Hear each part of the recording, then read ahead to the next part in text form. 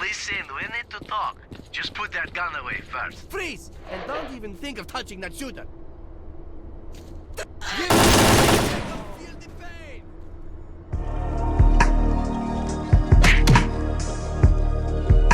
Shit, now we get into the Stalker games that I haven't played. Before making this video, I didn't know a goddamn thing about this game, and that's because nobody talks about this one. Not even Stalker fans acknowledge this one. Seems to be the forgotten middle child of the three. After playing through this one myself, I can definitely see why. There's some design choices in this that are so fucking atrocious that it feels like the developers want you to quit. Had to check if this was actually made by GSC Game World because god damn, so many of the things that I liked about Shadow of Chernobyl are missing here. It's a little ironic because this game features much of the same locations and mechanics, but this game is a prime example of subtle tweaks fucking up the whole experience. Obviously, I'll get more into this when we talk about the gameplay and all that, but for now, what's up with the zone in this one? Wait, is that my outline? Is that really how I look when I run? Замечтался, а врага не заметил, и как покатится под откос. А внизу мясорубка. Ну, сталкер думает, прощай, мама. So Clear Sky takes place before Shadow of Chernobyl, precisely 1 year before S.T.A.L.K.E.R went through his whole ordeal. He's present in this game as an antagonist, but this isn't about him. Instead, Clear Sky sees us playing as this mercenary named S.T.A.L.K.E.R. He's seen guiding a group of scientists through the zone, but soon gets knocked out by some high energy emissions. He strangely survives and awakens in this base of this faction called Clear Sky. These dudes are a bunch of researchers that stay out in the swamp, and their whole thing is studying the nature of the zone. They're worried about the rising emissions leading to another disaster, and they speculate that it's the zone's response to a bunch of stalkers making it real deep inside the zone. They want S.T.A.L.K.E.R to stop these assholes since, for whatever reason, he has more resistance to the toxic effects of it. So from here on out, that's pretty much what you do. You're on the hunt for these speed-running stalkers, which gets you caught up in a whole bunch of gang wars throughout the zone.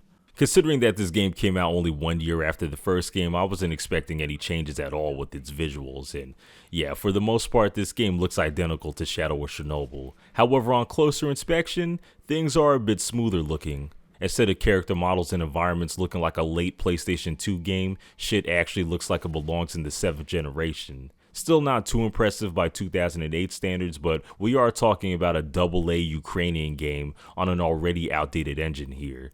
The zone is still a pretty dreadful place to be in, but it doesn't feel as dreadful as it does in Shadow of Chernobyl. And I think the reason for this is due to the increased human population and not as much wildlife and other anomalies. Since this game is focused on the faction wars, many of the abandoned spots will now have a squad of dudes hanging around, and it makes sense considering the new focus, but their presence does kind of take away from that feeling of dread and isolation that the first game established. It's hard to feel like you're in danger when you could just run over to some nearby allies that decimate whatever's after you.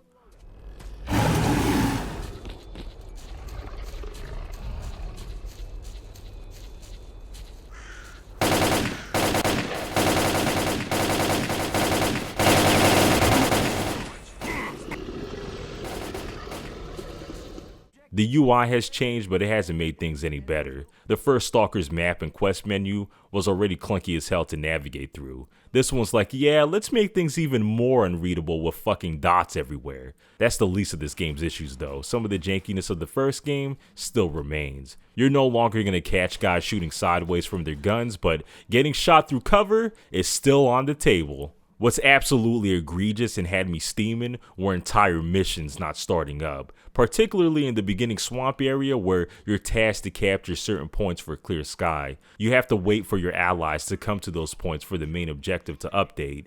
Problem is that sometimes these motherfuckers don't come. The AI gets bugged out and the only way to fix it is to reload a previous save. Thankfully, I'm a save scummer that saves every 2 seconds, so it's not that big of a deal to go back. However, I still had to redo a tough gunfight that I already completed, which was some bullshit. Speaking of which, did they improve the gameplay at all? Our next objective is Nope. Shit, if anything, the overall gameplay has regressed in a lot of aspects. You don't notice it at first. On the surface, this game seems like more good old Stalker. Grounded shooting, lots of looting, watching out for radiation, and general surviving in a hostile environment. However, the longer you play this game, the more you notice how diminished in quality many of these things are in comparison to the first game.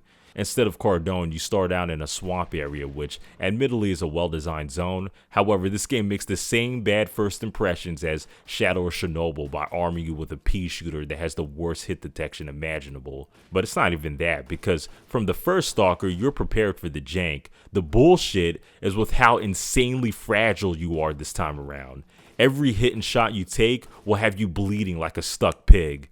I've gone through more bandages in this game than Amazon does its employees. I'm not exaggerating when I say that half of my playthrough was spent bleeding to death. You can't take no type of damage in this game, and I don't know why this change was made. Sure, it's more realistic to bleed out after every shot, but gameplay-wise, it's just annoying. Especially since with this game, they're mad stingy with the loot. It's not like the first Stalker where every other body had a medkit and bandage. Hell nah, you really gotta check every body to find healing now. SCAR can take multiple emission waves but can't take a scratch? What type of bullshit? The beginning area is also pretty harsh with the amount of enemies it expects you to take out. Some of these points have like 15 fucking bandits that you have to take out. I think the idea here was to raid each point with your Clear Sky allies, but obviously that can't happen with the AI being so brain dead. So you're left soloing militia after militia with the crappiest equipment imaginable, and it's a pretty grueling experience. Unlike the first Stalker, you don't even have the freedom to come back later with some better stuff. You're locked into this area and have to push through with what you got. And what's your reward for pushing through this horse shit?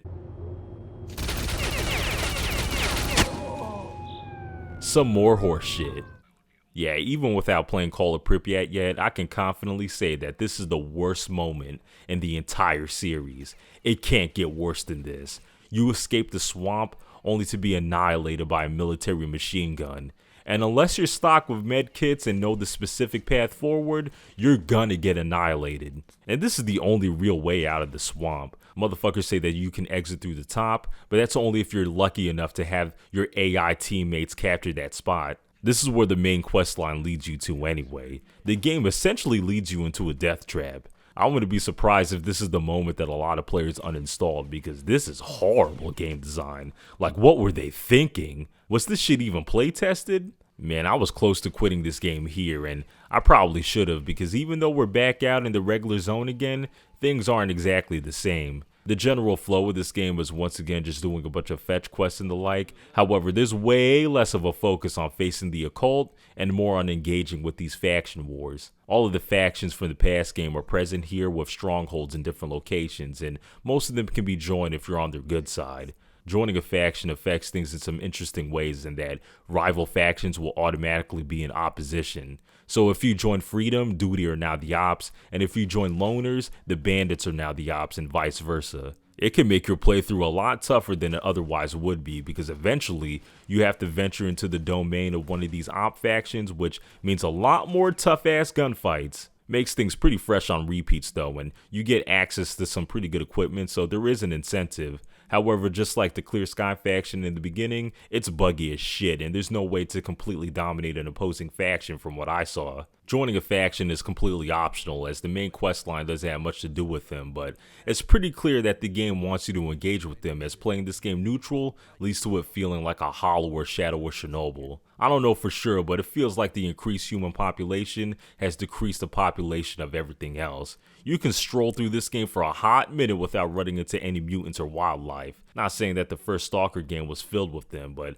I definitely ran into more danger there, which made traveling a bit more exciting. This game makes a big deal about emissions going off and hiding from them, but in my entire playthrough, that shit literally went off once. Another thing is how anomalies and artifacts are handled this time around, which is something I'm mixed on. There still seems to be plenty of anomalies to run into, and many of them are even tougher to see now, which makes them feel even more mysterious. Same with artifacts. Instead of being found everywhere, they're now few and far between, and can only be found in anomalies, which fulfills how they're perceived in the lore. They're supposed to be super rare, valuable items that people risk their lives to get, so it does make sense for them to be a rarity. However, they're so rare and such a pain in the ass to find now that it's a slog like no other. It's almost not even worth doing since all the artifact stats have been nerfed in this one. The real value of them is to sell them off since money actually matters this time around. Gotta save up that moolah for weapon upgrades and whatnot, but that's a lot harder than it sounds because you ain't rewarded for shit in this game. I spent the majority of this game broke as hell, which was funny whenever I got shaken down by bandits. Y'all really robbed me for $0?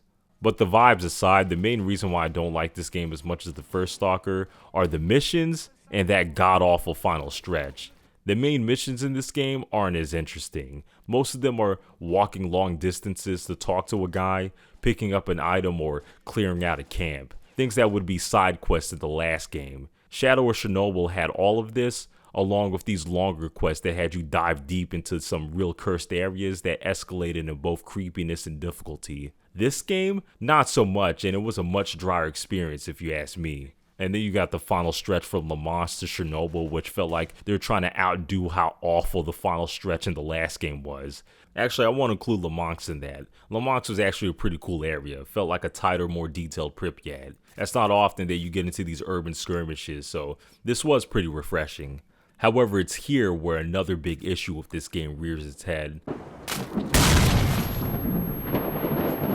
The grenade spam. Oh my God. It's the most egregious I've ever seen in a game. For whatever reason, the tendency for enemies to throw grenades here go up to 12, and it's PTSD inducing. It doesn't matter how far you are, it doesn't matter the angle, these grenades will find you. They actually home in on your location. And the worst part is that they're already cooked when enemies toss them, which means if one lands by you, you will eat damage. This is just blatantly unfair, and it all comes out of nowhere too, because for most of the game, enemies aren't so gun-ho with this shit. But even besides that, both the hospital and Chernobyl suck ass generally. Two anticlimactic boss battles that glitch out, and a whole bunch of tanky enemies that the game has the audacity to spawn all around you. Chernobyl in particular is so oppressive about this that if you don't come with plenty of ammo, a shitload of medkits, and a great gun, going through it regularly is just not an option. Almost don't even know why they bothered making all this when everyone that plays this part just blasts S.T.A.L.K.E.R from the starting point anyway. I don't know if the fact that you're able to do this was intentional or not, but either way, I'm glad it's here because I probably wouldn't have been able to beat this game. Still disappointing that this is the climax though. So you would think having their name in the title, the Clear Sky faction, would have more of a presence in this game, but these guys pretty much fuck off for like 90% of it. Obviously it was to make way for the player dealing with the other factions, which I said was cool to mess with gameplay wise, but narratively, there's not really much here. Yeah, it was harder for me to get invested in the story in this game. At least Shadow of Chernobyl had a big old mystery about what lied deep inside the zone and finding out who S.T.A.L.K.E.R was. This is about what S.T.A.L.K.E.R was up to before the amnesia, which would have been cool to explore if we were playing as S.T.A.L.K.E.R. Yeah, I don't really understand the narrative purpose of the Scar guy you play as and why we even needed to know about these Clear Sky guys to begin with. Pretty much everything we know about the zone was already explained, and unless some of these dudes come back in a meaningful way, they just seem like plot devices to show how S.T.A.L.K.E.R got fucked up, which is something that didn't really need to be expounded on. It's a little cool to see who controlled certain locations before Shadow of Chernobyl and connect the dots on which faction bested who there, but I guess I'm just not that interested in this universe yet to where I needed a whole game just to see this stuff. So yeah, that's STALKER Clear Sky. Not gonna lie, I didn't like this one very much. Was hoping to come in here and be like, oh, y'all are wrong about Clear Sky, it's actually a great game because of X, Y, and Z, but nah, it's clear as day why this one is the black sheep. Some of these new ideas just do not work, and the game as a whole could have used more time in the oven. The base of Stalker is still here, so it's not completely horrible, but yeah, I'm personally never coming back to this. Hopefully Call of Pripyat doesn't disappoint. That's the next vid, so if y'all enjoyed this one, stay tuned.